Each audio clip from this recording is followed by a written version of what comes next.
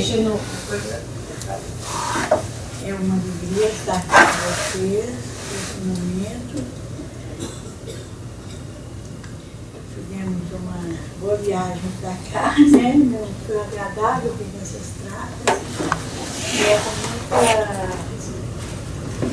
coração cheio de paz que nós aqui nos encontramos. Nos foi pedido falar sobre esse tema, a influência moral do médico e um pouco sobre a influência do meio. Então nós vamos falar um pouquinho sobre a influência do meio, porque na verdade a influência do meio, a época de Kardec, ele considera ter um capítulo no livro dos médios sobre isso. Mas hoje nós vemos que essa influência do meio, ela está ainda sendo mínima, se considerarmos, desde que a gente percebe que a parte moral, a influência do indivíduo, dele mesmo, ela é que é significativa.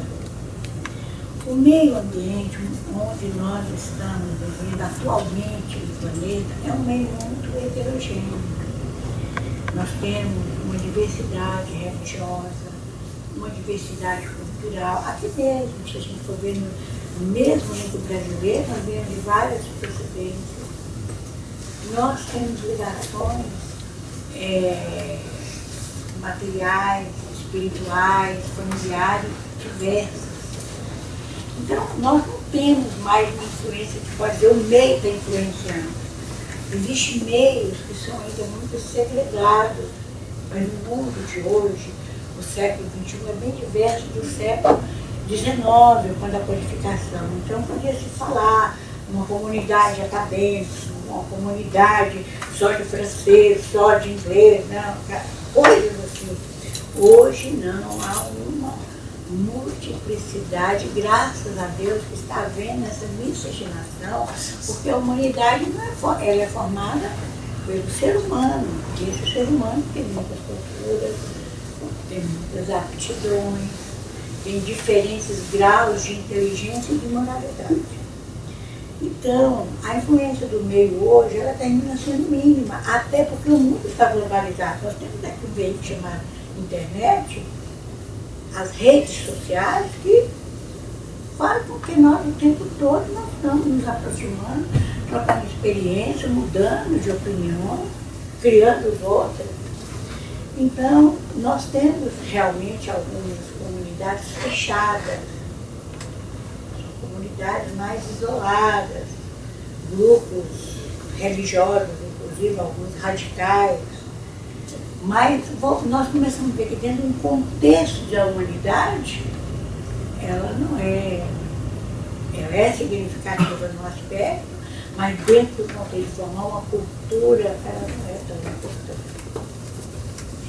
Então nós achamos melhor, apesar disso, nós falarmos mais da condição moral dos médicos, seja aquele médico que está dentro de uma reunião mediúnica, realizando um trabalho, que ele assumiu o compromisso voluntariamente, seja aquele médico que é a maioria de todos, que nós todos somos, médico 24 horas, como diz o mundo. Porque médico não é só aquele que está naquele laboratório uma vez por semana, tudo arrumadinho, tudo foi programado pelos espíritos, tudo bem montado, tudo bem acertado, quem é que vai comunicar, quais são os que estão representando cada espírito. Não. Laboratório mediúnico, o grupo mediúnico é um laboratório muito bem e perfeitamente organizado. Os espíritos selecionam quem vai comunicar, por exemplo, vai comunicar um suicida. Mesmo que tenha 20, 30, 40, 50 dentro daquele recinto suicidas, mesmo que nos planos espirituais, em outras regiões, eles projetam teleconferência, quem está lá nas regiões inferiores, em outro, estão ouvindo, mas somente um ou dois vão falar, representando aquele grupo. E nem todos têm condições de falar, porque é como qualquer pessoa que não tem condições de falar, não tem. Então, esse é um trabalho muito bem organizado pelo plano espiritual e que se deseja que o plano dos encarnados conheça bem essa realidade. Nós temos um trabalho aqui que a gente vai fazer na cidade de... a cidade que a gente vai depois aqui de Miami, no final de semana, em Atlanta, e vamos para Atlanta. Nós vamos para Atlanta, nós vamos falar sobre a dimensão espiritual da casa espírita e da reunião mediúnica. Você vai ter uma visão física e extrafísica, para ver como é que essas duas coisas se interrelacionam. Porque muitas vezes a gente fica muito ligado aqui, no agora, nesse momento, e esquece a outra realidade. Ou às vezes a gente vai para uma reunião pensando só nos desencarnados, esquecendo a outra realidade aqui. Então, essa é um trabalhador que se comprometeu com a tarefa de ir para o grupo mediúnico. Mas na casa espírita não tem só trabalhadores do grupo mediúnico. Tem pessoas que nem têm afinidade com o grupo mediúnico. Porque vai para criança, vai dar aula para criança, para a infância, para a juventude, vai fazer exposição, vai, aqui talvez seja menos que no Brasil, ou bem menos que no Brasil, assistente de promoção social, tem um atendimento espiritual. Então tem N, o estudo dos cursos de adulto, então, o passe, o diálogo fraterno. Então tem tantas atividades que a pessoa não necessariamente ela é obrigada a estar no grupo mediúnico. Ao contrário, o codificador fala que só deve ir para o grupo mediúnico quem estiver realmente preparado e assumir a tarefa. Agora, e esses que ficam de fora do grupo mediúnico? Aí que Emmanuel, no livro Seara dos Médios, ele chama atenção, porque nós temos uma faculdade psíquica chamada mediunidade. Pode ser que outros dê outro nome para saber paranormalidade, é um nome. Mas nós temos uma faculdade extrasensorial, além do sentido de ser da espécie humana. Ao longo das encarnações, ao longo das vivências no plano espiritual, nós vamos aperfeiçoando, desenvolvendo essa faculdade. Uns desenvolvem essa faculdade aplicando-a, direcionando-a para ações não muito nobres, ou nada nobres, para o mal. Ele está exercitando a faculdade. É uma faculdade psíquica como qualquer outra, mas só a espécie humana que tem. Outros aprendem, como é o que nós aprendemos na Casa Espírita, a desenvolver essa faculdade para o bem. Quantas pessoas, ontem mesmo nós estávamos falando lá em Miami, quantas pessoas estão em empresas como a Google, como a Microsoft, como a Apple e outras tantas empresas multinacionais, que são médios, mesmo médios, que se for uma reunião mediúnica, vai vir transmitir a mensagem espírita. Mas eles são chamados de pessoas criativas, pessoas que têm uma percepção, têm insights muito grande, mas claro que a ciência ninguém fala aí que ele é médio. Mas ele está intermediando algo. E são essas pessoas lá no peso de ouro, porque essas pessoas são contratadas para desenvolver produtos, desenvolver serviços, só que a finalidade é outra. A finalidade é o lucro. O resultado é outro. Nossa finalidade é outra. Então, é por isso que a mãe fala que nós somos médios 24 horas por dia. E como qualquer faculdade, ela pode ser exercitada, ela pode ser ampliada, pode ser melhorada. Se a gente escolher uma encarnação de 80 anos, a gente ficar 30 anos da nossa vida exercitando essa faculdade, ela vai estar bem melhor do que quando aqui chegamos e depois, na próxima, no plano espiritual, que é a mediunidade, continua no plano espiritual. Inclusive, mediunidade como de materialização, que a gente pensa que só materializa aqui. Se a gente vê Matilde materializando no livro de Libertação, em plenas regiões inferiores, espírito de alta evolução, ela se materializa. Quando a gente viu o Pitecos Sampaio, naquele livro Voltei, se materializando num ambiente, porque ele estava num grau tão evoluído, que ele, para se manifestar num ambiente que estava Bezerra, que estava Vilhão Ribeiro, que estava o Leopoldo Cine, que estava o Frederico Filho, o irmão Jacó, ele não pôde aparecer lá como espírito, ele teve que se materializar.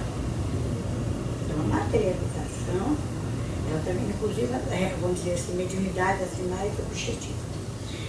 Então, diante desse fato, nós vamos aqui, a partir de agora, combinar que o conceito de médium no sentido amplo, não somente aquele trabalhador do grupo mediúnico. Até porque no trabalho do grupo mediúnico, nem todo mundo tem uma mediunidade de efeitos patentes, como Kardec fala, uma mediunidade ostensiva, uma psicografia, uma vidência, uma psicofonia.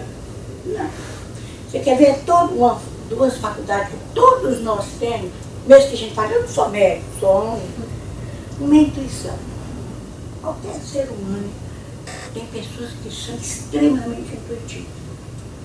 É uma faculdade mediúnica. Aliás, o diagnóstico foi a primeira que surgiu. Quando o ser humano estiver evoluído, bem evoluído, vai ser a faculdade síntese, que você vai chegar assim, ó, dar uma olhada e perceber tudo. Por hora, nós estamos aprendendo aos poucos, umas partezinhas, para depois a gente ter uma noção do todo. Todo mundo tem pessoas que são altamente intuitivas, fortemente intuitivas. Outras, se resolvesse treinar, iria exercitar. Outra faculdade, que todo mundo fala, é muito rara, ninguém tem essa faculdade, porque pensa naquela faculdade assim, já sublimada, no grau elevado. É a chamada faculdade de psicometria. O que é psicometria? Eu tenho esse anel aqui na minha mão. Digamos que eu perca ou eu morra e alguém acha esse anel. O médium psicômetra, ele vai pegar esse anel e falar, esse anel pertenceu a uma pessoa, vai me dizer minhas características físicas, assim, eu acho que o nome dela era Marta, isso é uma leitura.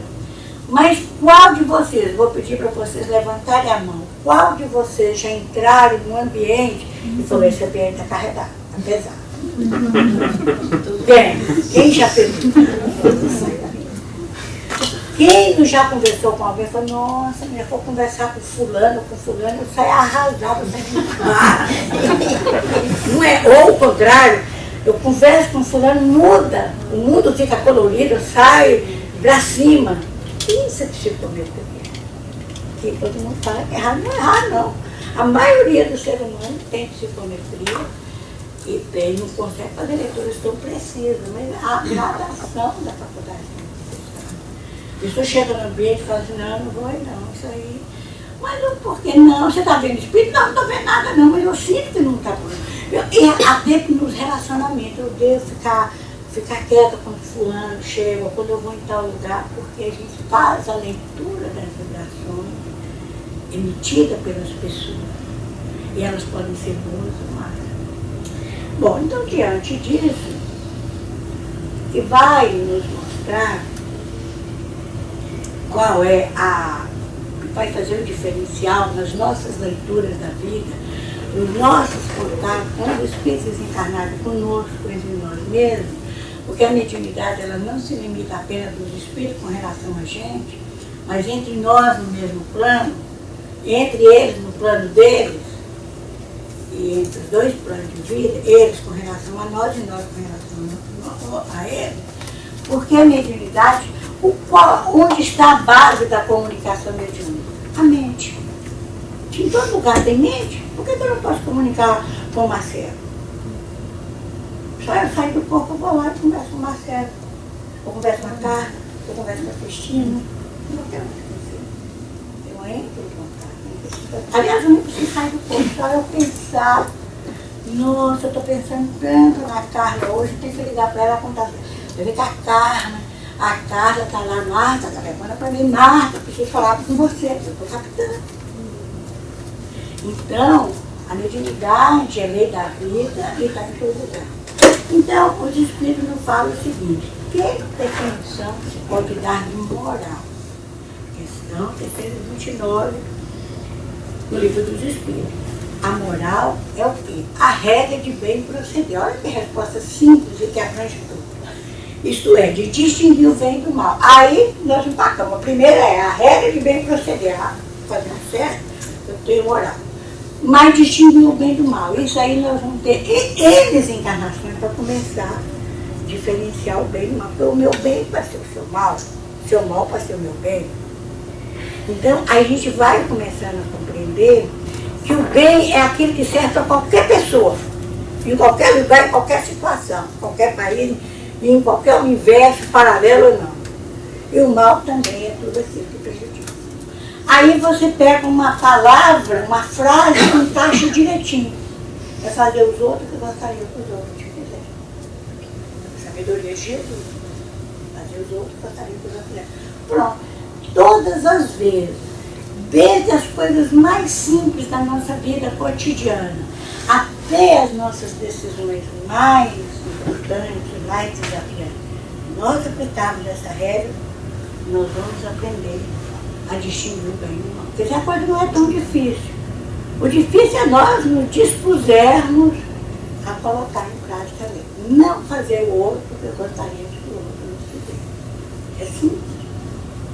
E como ela é simples, ela exige de nós apenas a vontade, de não nos beneficiarmos só, de não nos levarmos sempre vantagens, mas de pensar sempre se aquilo que eu estou fazendo, se fosse uma outra pessoa, se aquela pessoa fizesse comigo, se eu ia ficar feliz ou infeliz ou mais ou menos. Bom, então essa é a conduta, não é só do médico, é de todo ser humano, todo ser humano é médico. Então, está resolvida a questão. E os espíritos resumem, fecham a questão e falam: o homem procede bem quando tudo faz pelo bem dos outros, porque então contra ele. Então chega um momento que ele vai ver a utilidade, chega um momento da nossa evolução que ele vai ver a utilidade de fazer o bem, de pensar no bem, de falar no bem. Porque é só o bem que fica, que permanece. O mal, cedo ou tarde, vai desaparecer. Vai desaparecer. Mas a regra é essa. Fazer o outro, gostaria que o outro fizer. Esse é o caminho. Não tem como errar.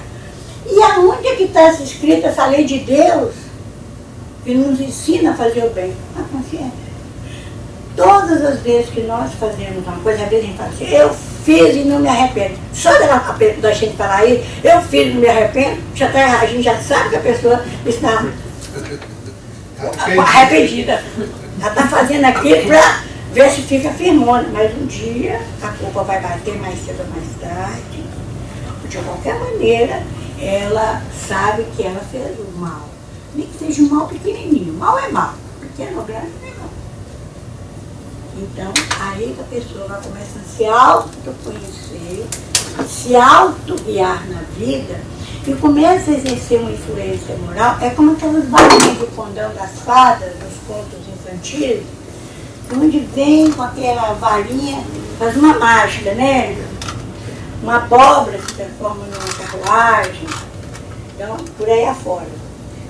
O vestido maltrapilho da gata borralheira vira um vestido mais bonito da Cinderela para receber o seu príncipe. E por aí afora. Então, nós começamos a usar a nossa varinha de condão todas as vezes que nós começarmos a fazer o bem, nem que seja migalhas. Nem que seja migalhas. Migalha, a montanha é construída com pedacinhos de areia de pedra. As praias são construídas com grãos de areia. É só nós nos darmos tempo.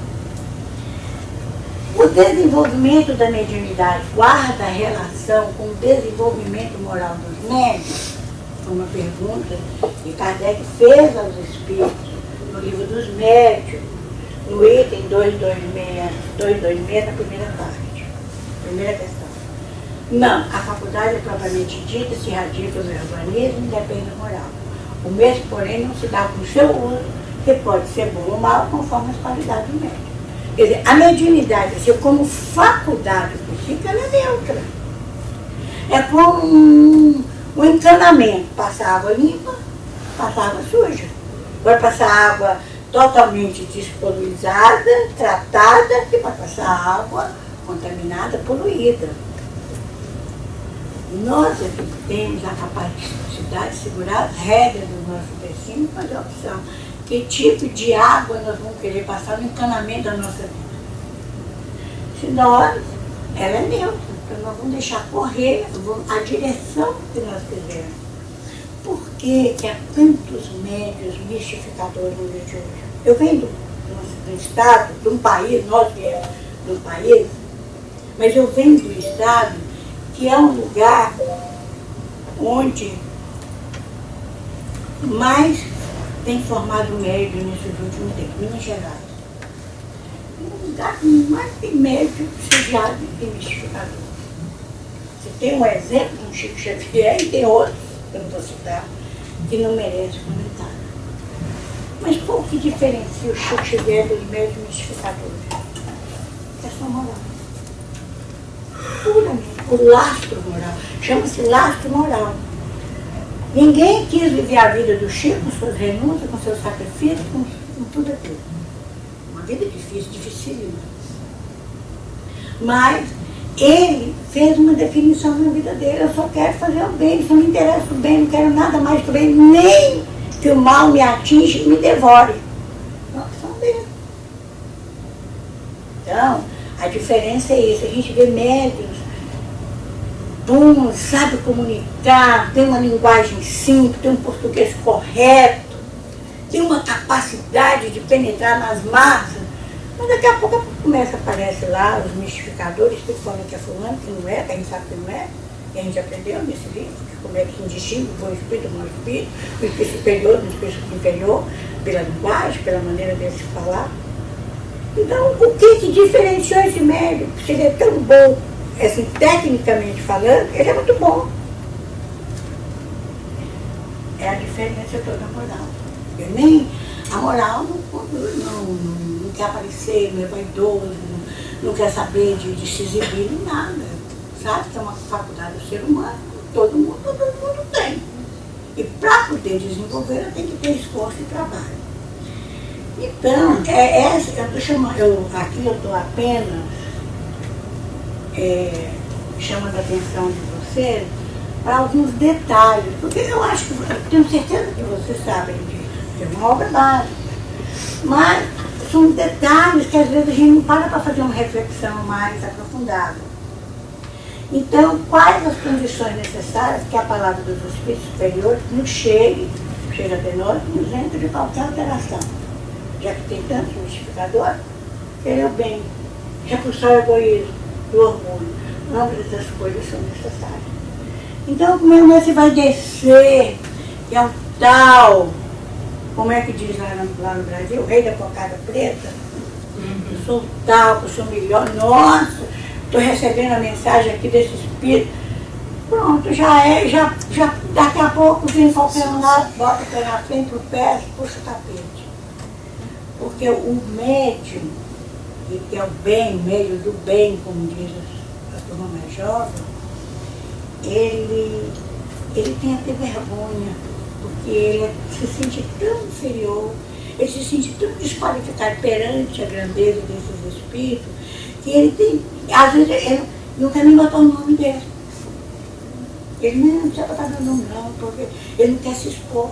O outro já contaram, fui eu que recebi. A gente tem, sobretudo os médios principiantes, a gente tem que começar a trabalhar essas ideias, para que ele não se preocupe com o nome, preocupe com o conteúdo, com o tempo, quando eu estiver lá, não é coisa virar naturalmente. Eu quero que vocês reflitam comigo que o Chico Xavier, que foi um missionário, um rapazinho de 20 e poucos anos, recebeu uma obra que até hoje eu não encontro uma obra tão fenomenal como Parnaso da Leitura.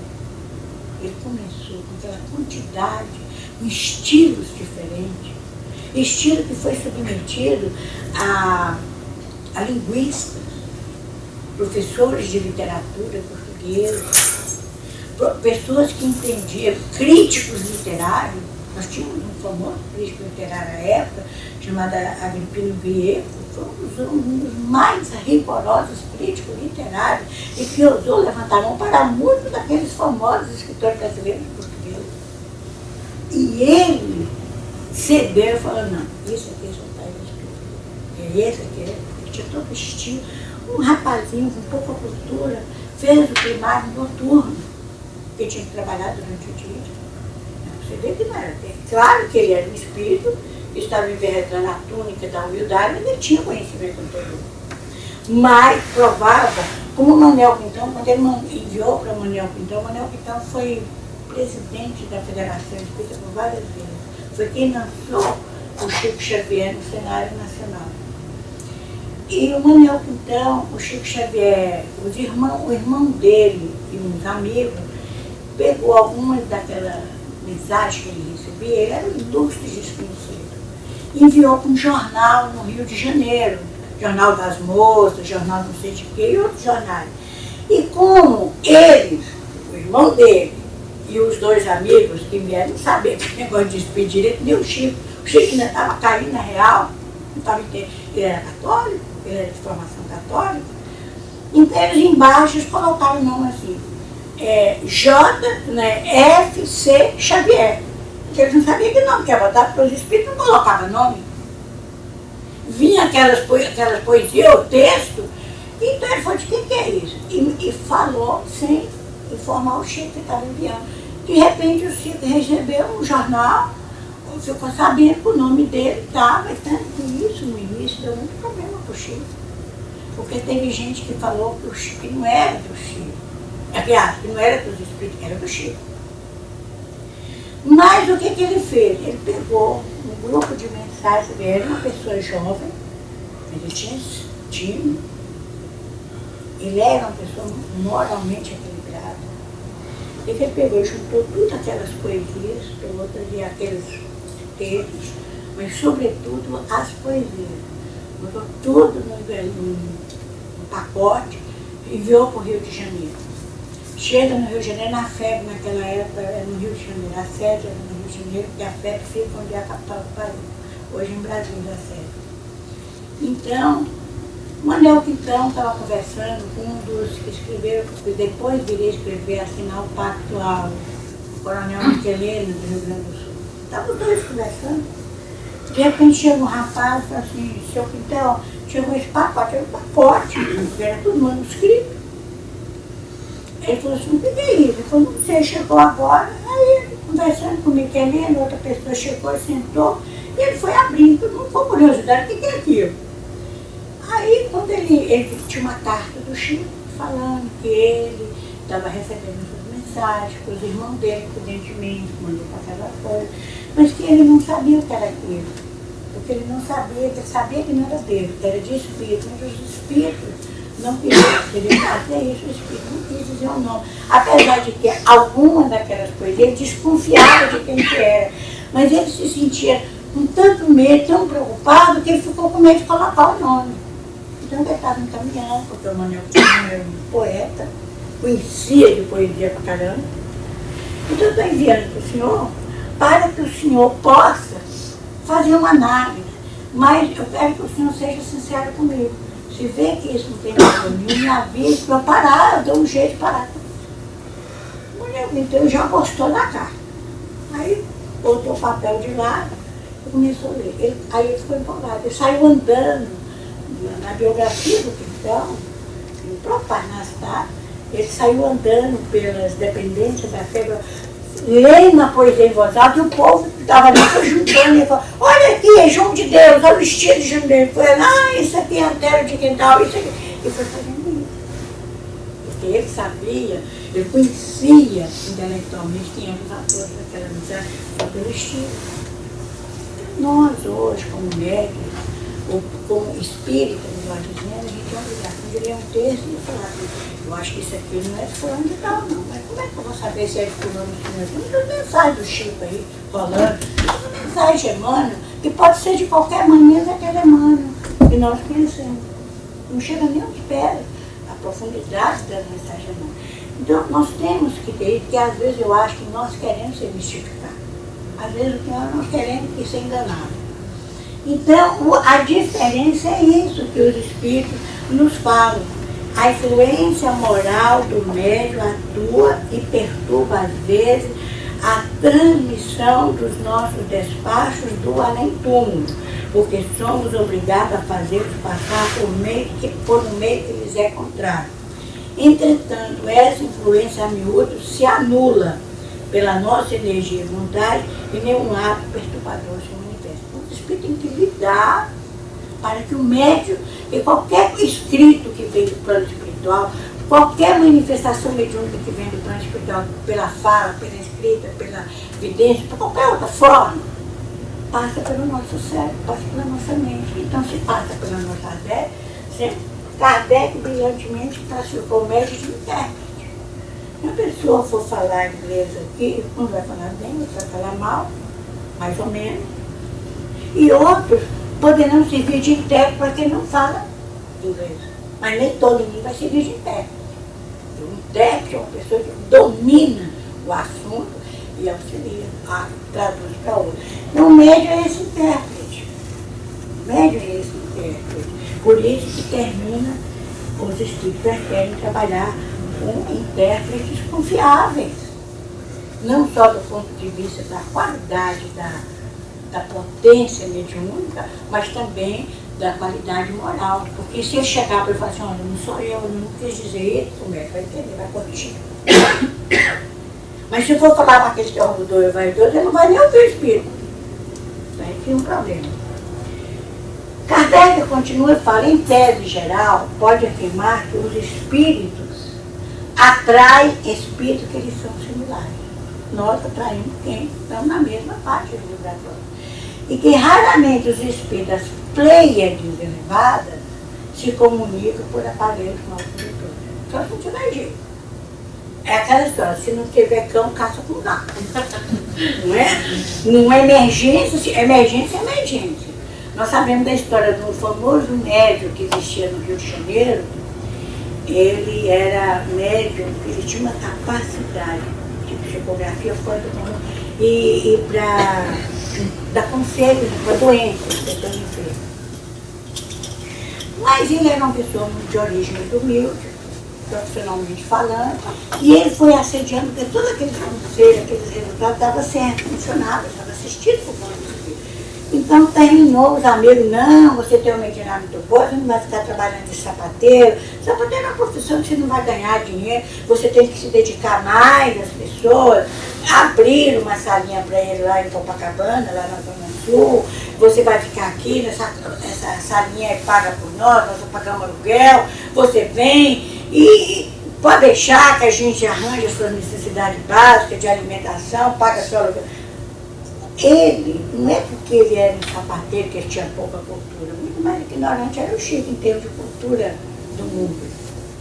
Mas era porque ele viu, poxa, eu posso ajudar e eu vou receber um troco. Vou fazer o bem. Foi para Copacabana, foi lá para aquela salinha e começou. Só que os espíritos já não gostaram muito daquilo. E um dia ele erra. Aí começam os bons espíritos, as pleias elevadas se afastarem, porque ele agora só queria, ele não trabalhava, ele não estudava, ele estava ali por conta dos espíritas. Olha o que nós podemos fazer. Podemos levar alguém à queda.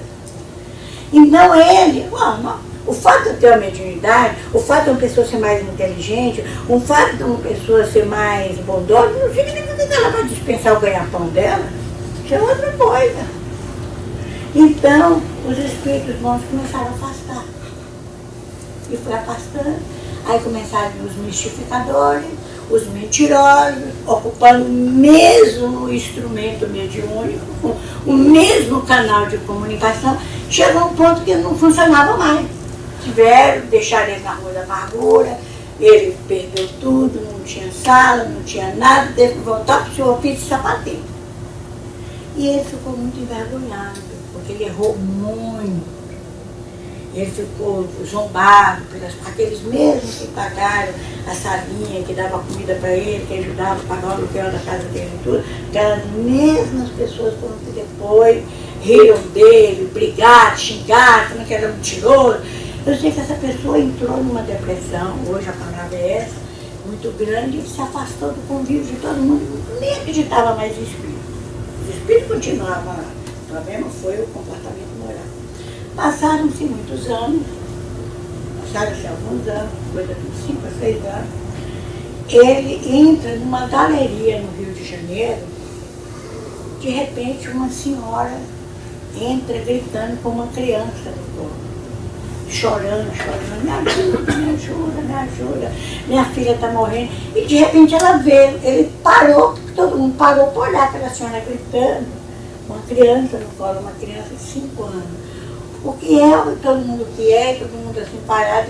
Aí ela viu, lembrou daquele médium, uns 5 anos atrás, Por favor, ajuda minha filha. Minha filha está muito... Ela falou, não, eu não trabalho. Ela ficou apavorada, e a multidão, né, juntou para ver o que é, o que está acontecendo. Não, eu não trabalho, não, eu... Por favor, a mulher caiu de joelho para a criança, não pode ser, eles estão registrados na nossa história. Implorou e ele falou, mas eu não posso. Aí o Bezerra de Menezes aproximou-se dele e falou, meu irmão, vamos trabalhar. O Dencão passa por lá. O Bezerra falou. Ele ficou assim, mas a autoridade de moral do Bezerra neutralizou ele. Ele foi para um cantinho escondido, recebeu o remédio, falou com ela, o diagnóstico estava com meningite. Pronto. Eu não sei qual foi o final da história desse médico. Se ele voltou a ser espírito ou não. Mas tem momentos que o espírito daquela criança não estava no momento dela desencarnar. Ela precisava ser curada. Então vem o efeito, de onde for, pega o médico, mesmo que ele não seja perfeito, ou mesmo que ele tenha esse passado aí de desconfiança, e faz para isso. É isso que eu quero dizer para você, a história aqui. Mesmo que eles podem, em alguma situação, utilizá-los mal. No capítulo 20 do livro dos médiuns, eles nos assinaram que aonde a influência moral do médium mais se faz sentir é quando ele substitui pelas ideias que são pessoais aquelas dos espíritos. Uma coisa é eu escrever do meu estilo, da maneira de eu falar, da maneira de eu pensar. Outra coisa é botar palavras na boca dos espíritos. O espírito está dizendo aqui. Como eu sou intérprete, como nós somos intérpretes, a gente tem que tomar o cuidado, porque uma coisa é escrever um português errado, porque eu não conheço muita língua, ou inglês errado, porque eu não conheço muita língua. Outra coisa é mudar o pensamento do espírito. Aí se chama mistificador. Aí é o médium que é mistificador, não é o espírito, não, é o médium. Porque o espírito pode vir falar uma mentira. Se ele não tem conhecimento, se ele não tem muito, ele vai ser enganado. Mas se o médium muda o pensamento das ideias dos espíritos, ele é como mistificador. Então, só de você, se uma pessoa chegar para um de nós e falar para que nós façamos uma coisa, eu estou fazendo isso aqui porque a dona fulana de tal falou para eu fazer isso. Mas a dona fulana não falou para fazer aquilo. A pessoa já está interpretando de outra maneira. Quantas coisas acontecem nas nossas relações humanas, a pessoa dá um recado, vai lá e fazer, a pessoa, mas fulano chegou aqui quebrando, brigando, falando que você falou, não, mas eu não falei para ela fazer isso. Porque a pessoa interpretou de uma maneira equivocada, então isso gera conflitos muito grandes. A má influência dos médios nas comunicações, portanto, é de natureza moral. Os médios levianos um pouco sério, que não está levando a coisa muito a sério, que não vê importante, acha que é para saber se eu vou ganhar na loteria, se eu vou casar com quem, se eu não sei o quê, se eu vou viajar, se eu vou ficar, se eu vou comprar. Isso faz parte do nosso suor, do nosso dia a dia, trabalhar para conquistar as coisas que nós queremos. Não é essa a finalidade do trabalho mediúnico. Então são médios levianos, não existe só espírito leviano. Não existe só espírito pouco sério, nós também, porque os que estão do lado de lá, os espíritos, são seres humanos igual a nós, a diferença é que nós temos um corpo físico e eles não têm. Então é aí que a gente, que adota, nós procurando, o Espiritismo nos ensina para a gente adotar uma conduta moral. A gente ser sério, para ser responsável, se comprometer, vamos trabalho sério. Se comprometer com isso, bom, porque aí nós vamos treinando, exercitando a capacidade de nos tornar homem de bem. E homem de bem aqui ou ali, em qualquer lugar, em qualquer parte do universo, é homem de bem, é pessoa de bem. Então nós temos que tomar cuidado, os médios, vou ter uma reunião, vou receber aqui o meu o espírito está falando aqui, tem um evangelho lá, recebe a minha. Não é assim, a coisa não é tão banal. Tem uma destinação. Ainda que nós estejamos 24 horas em contato com os espíritos. E a maior parte deles, ele nos dirige, a maioria deles. Mas nós temos que sintonizar pelos canais mentais, não precisa a gente ficar exibindo mensagem aí à torta direito, porque nós temos uma vida para viver. Então, essas comunicações, geralmente, de médium, leviano, Às vezes não é o espírito, é o médium mesmo. É cheio de banalidade, de frivolidade, de interpretar. Outro dia eu recebi uma mensagem de uma pessoa, e deram passar para ela, falando que dentro de 2 anos ia começar a mudança na Terra, a pessoa recebeu o calor para ela. E ela estava muito preocupada, porque falava detalhes da vida íntima da pessoa. Como é que ela sabe esses detalhes? Falei, os espíritos podem saber disso. Eles veem, sabe das coisas, passam por meio. Agora, que ela tinha que fazer isso, que tinha que fazer aquilo, que ela tinha que romper com o centro, que só de falar a palavra romper com as pessoas, já está uma coisa errada. Então, Kardec chama muita atenção para mensagens mediúnicas que prevê futuro. Afinal de contas, nós temos livre-arbítrio, não estamos. Eu posso mudar o meu futuro. No futuro não existe um determinismo.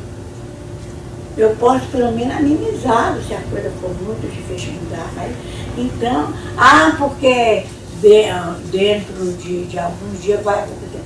Tragédia acontece todo dia. Acontece coisa boa todo dia. Então, nós temos que tomar muito cuidado. Vou morrer na hora certa, no dia tal. Então, gente, pelo amor de Deus. Ele chama muita atenção para esse tipo de coisa. Como se esquecesse que o ser humano é portador de livre-arbítrio. Ele pode mudar. Vocês viram há pouco tempo, nós vimos no mundo aquela tragédia daquele piloto alemão com depressão, jogou o avião nas montanhas dos Alpes. Então, um time de futebol na Suíça, um time de futebol, quando chegou lá, falou, vai fazer uma escala não sei aonde, vai fazer uma escala. Não vamos nesse voo não. Um time inteiro se desmembrou, de técnico, jogadores, reserva. Todos eles se desmembraram, um pegou um voo que ia direto para a Suécia, outro pegou outro voo que com uma conexão mais rápida. Ninguém foi naquele voo, eles usaram do livre-arbítrio de não querer ir naquele voo. A desculpa que eles alegaram foi porque eles estavam muito cansados. Porque eles não queriam chegar num lugar, ter outra conexão, depois outra conexão. Eles usaram e decidiram o destino deles. A outra garota, que esqueceu o passaporte, e que a família voltou 50 quilômetros, pegou o passaporte.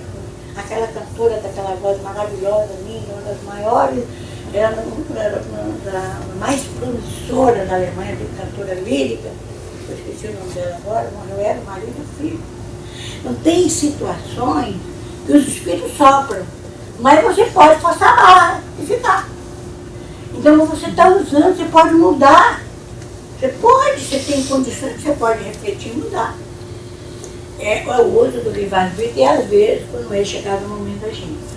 Então, deve-se então eliminar, olha como é que Kardec fala, ele não põe açúcar nem doce, ele não é brando, ele é bem rigoroso, e a gente vê essa mesma linguagem no Emmanuel, no Levi, no Manuel Flamengo Miranda.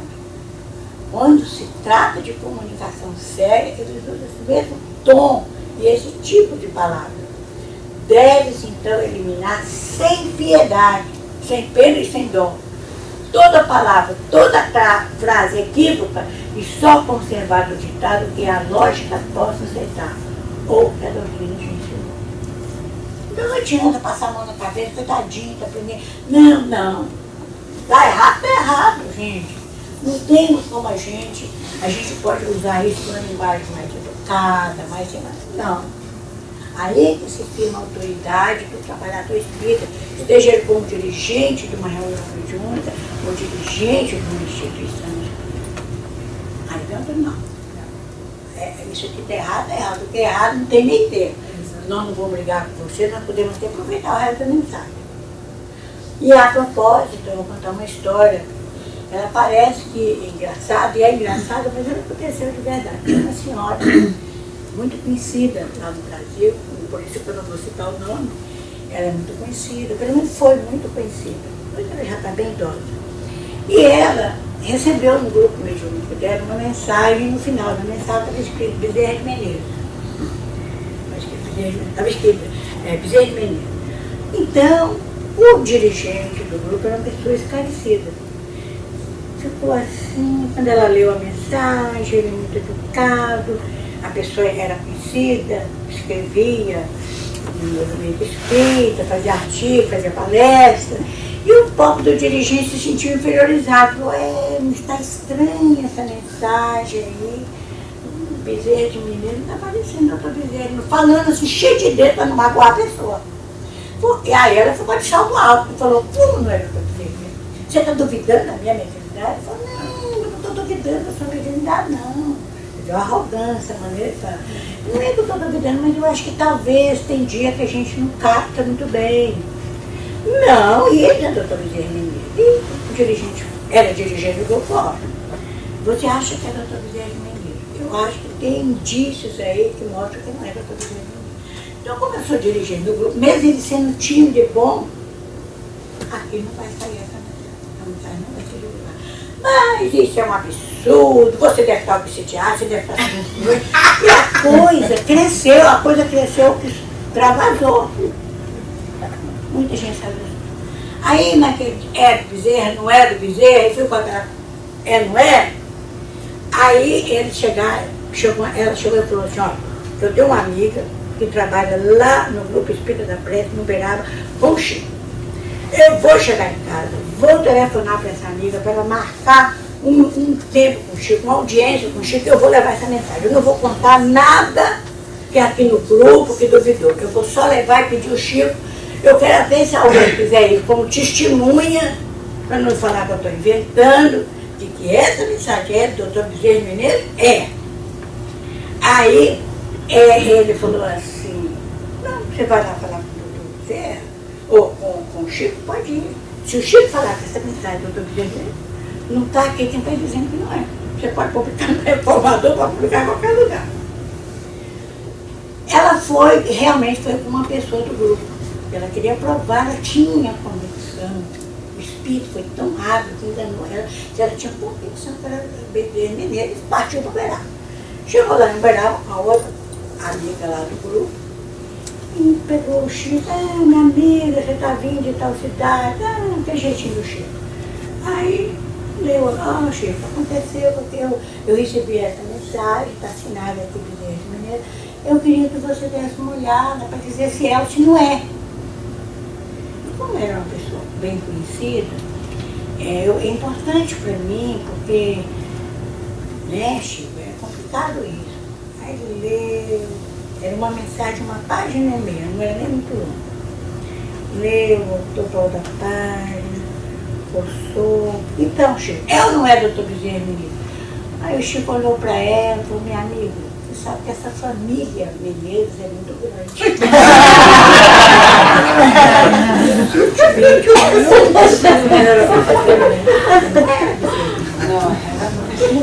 Quem contou essa história foi ela que contou para mim. Ela falou, olha, eu aprendi a maior lição da minha vida até então. Eu nunca tinha tido uma lição tão grande como é que eu era arrogante, mal educada, grosseira, rude. O Chico me deu um tapa de burro, uma educação, e falou, você está mistificando, você mistificou isso. Então ela falou que depois disso ela começou a trabalhar o seu comportamento. Nunca alguém, ela chegou e disse que deu um abraço no meio e falou, Chico, você salvou uma alma de ir para o inferno. E saiu, ela me contou para mim isso e a gente estava em algum danado. É isso que ela aprendeu a lição. Então, se o médium, seja ele quem for, se tornar um vigente de legítima suspeição, olha, Kardec fala, em virtude do seu proceder, dos seus costumes, do seu orgulho, da sua falta de amor e caridade, repelir suas complicações, isso está repetido no livro dos médicos, repelir suas complicações, porque aí estará uma serpente oculta entre as ervas. Olha o que Kardec fala. Eis a conclusão que chega sobre a influência moral. Então, você notou, você tem a mínima dúvida, é melhor. Ele vem falar em outro momento, na dúvida, omite-se. Se você tem dúvida, uma palavra de uma vez, é melhor, vai vir uma outra mensagem. Tá, meus amigos? Eu acho que o tempo, nós estamos chegando no final, né? Mas eu vou trazer aqui só uma historinha, tem várias histórias, e isso que eu peguei de um arquivo, do Raul Silva. Né? O Raul Silva está no livro, quem é que é?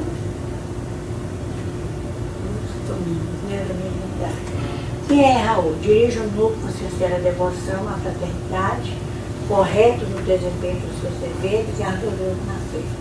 Consegue equilibrar o grupo na onda de compreensão e boa vontade.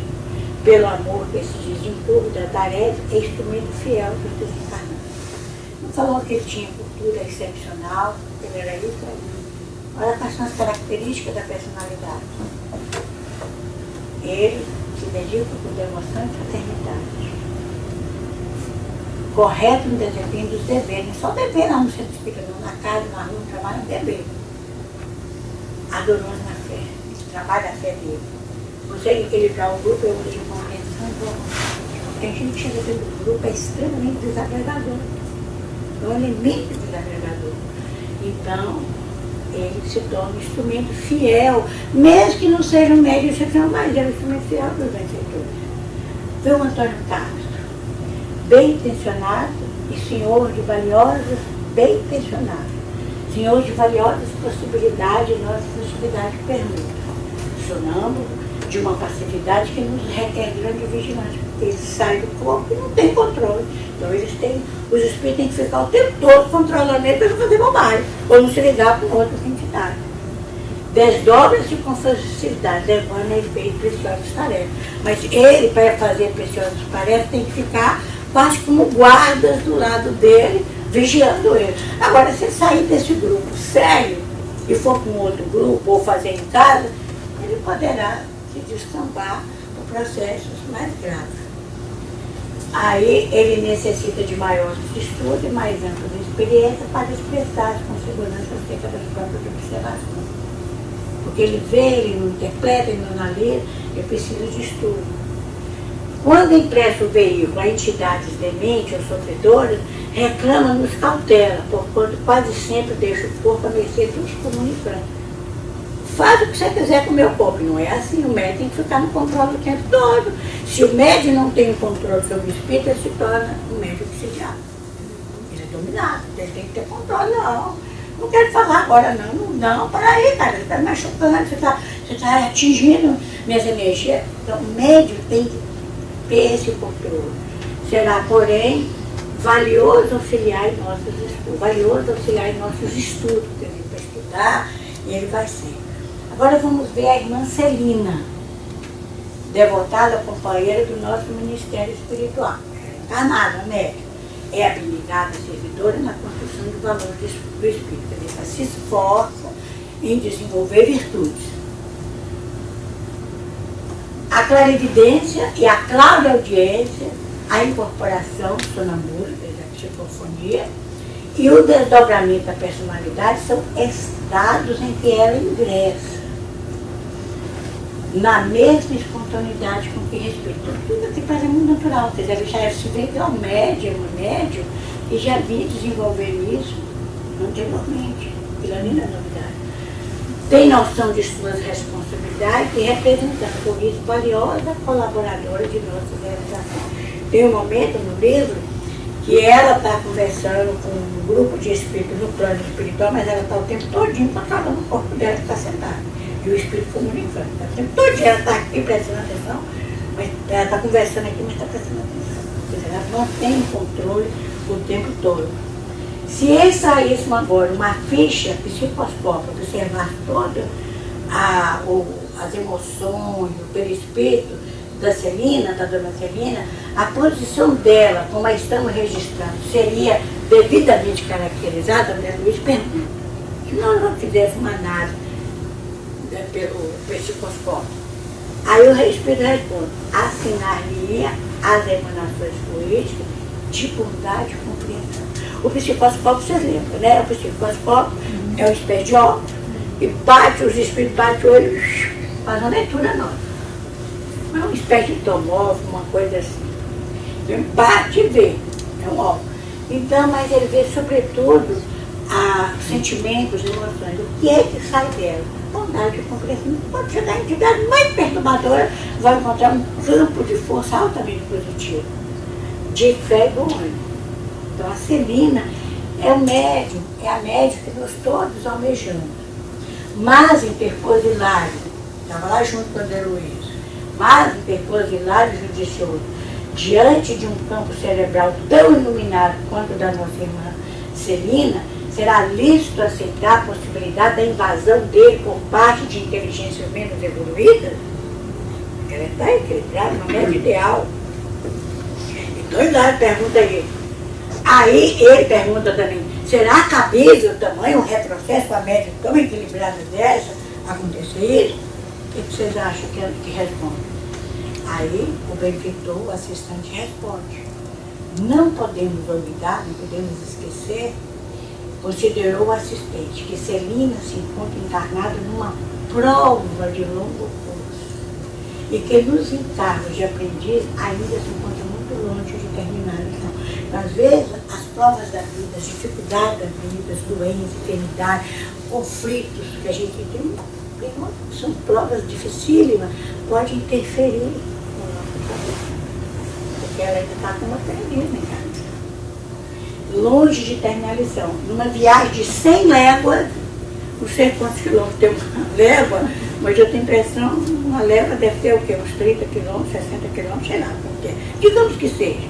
Uma légua tem uns 30 quilômetros. Então 100 léguas vocês multiplicam por 30. Numa viagem de 100 léguas pode ocorrer muita surpresa. No derradeiro quilômetro do caminho. Numa viagem de 100 quilômetros, tudo está indo bem, está indo bem, no último momento, a coisa pode acontecer. Então, o que significa dizer com isso, meus amigos? A gente está vigilando 24 horas, o tempo todo, ao longo da nossa vida. Não podemos perder. Eu vou falar só da Celina, tem outros casos, mas se você quiser, eu apresento. Depois a gente tem uma outra apresentação. Porque vai ter apresentação. Então eu paro por aqui e eu agradeço muito a oportunidade de estar com vocês. Tá bom?